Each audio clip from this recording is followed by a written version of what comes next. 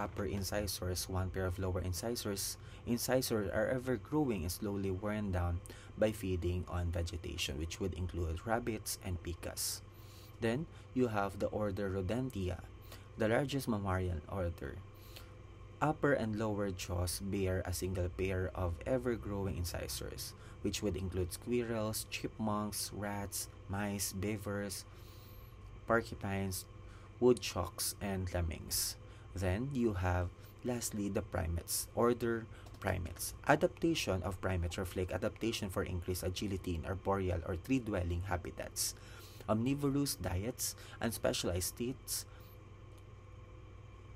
grasping digits, freely movable limb, nails on digits, reduced nasal cavity, enlarged stereoscopic eyes, and cerebral hemispheres, which would include lemurs of the Madagascar and Comoro Island, tarsiers of the jungles of Sumatra and the East Indies, monkeys, gaboons, great apes, which would include the apes and the humans.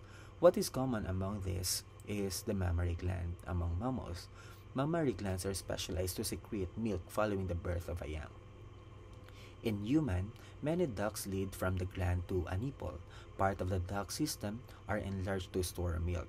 Sucking by an infant initiates a hormonal response that causes the mammary gland to release the milk. Some mammals, such as cattle, have teats that form by the extension of a collar of a skin around the opening of a mammary gland. Milk collects in a large cistern prior to its release. The number of nipples or teats varies with the number of young produced. Let us talk about the classification of primates. The suborder Strepsirini, which involves 7 families of lemurs, bush babies of the Madagascar, Africa, and Asia.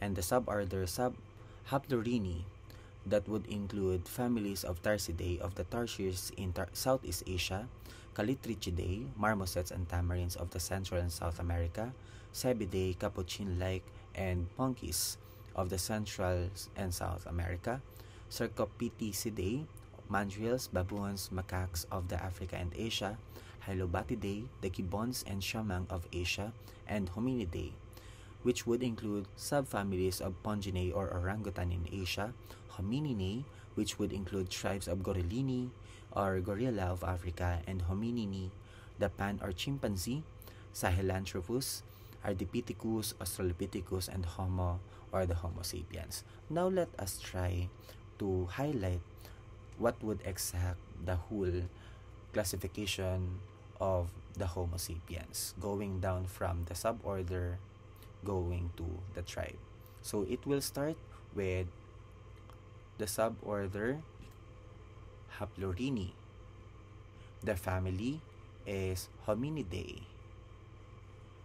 The subfamily is Homininae, and the tribe is Hominini. Kindly take note of that. Now let us try to compare the skeleton of humans and some other apes. The great toe of a human is not opposable, rather, it is parallel to other toes. Its weight-bearing surfaces, marked by X, form a stable tripod. The femur of human is angled towards the body's center of gravity. This makes an upright stride smoother than the waddle of other apes. The pelvic girdle of humans is relatively short and transfers the weight of the upper body directly to the legs. In other apes, more weight is borne by the arm, and the pelvis is more elongate. The greater curvature of the human vertebral column places the vertebrae in line with the body's center of gravity. The vertebral column of other apes is arch-like and suspends the body mass below. Large spinous process of the cervical vertebrae of other apes serves for muscle attachment to support the head and the end of the vertebral column. Then lastly, we have significant events in hominin evolution, from Sahelanthropus going to the Homo sapiens. First, we have the Sahelanthropus chadensis about 7 to 6 millions of years ago. They are the oldest known hominin fossil. The extent of fossil record is a single skull. Then next to it is the Ardipithecus ramidus about 5.8 to 4 million years ago. There are 3 fossil sites including the partial jaw, teeth, and partial arm bones being in the fossil record. And then the Australopithecus anamensis about 4.2 to 3.9 million. There are three fossil sites including the partial jaw, humerus, and the tibia.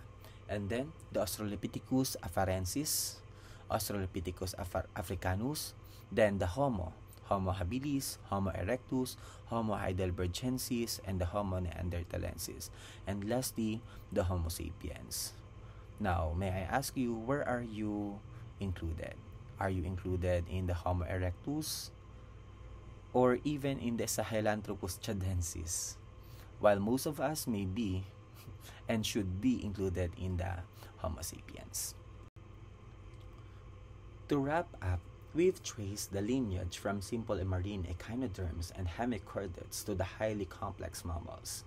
Each step in evolution added new adaptation, like the notochord, lungs, limbs, feathers, and hair, that allowed animals to conquer new environment. Understanding this progression helps us appreciate how interconnected life is and how evolution shapes the diversity we see today. That would be all for today. Have a nice day, and you may start reviewing for your final exam.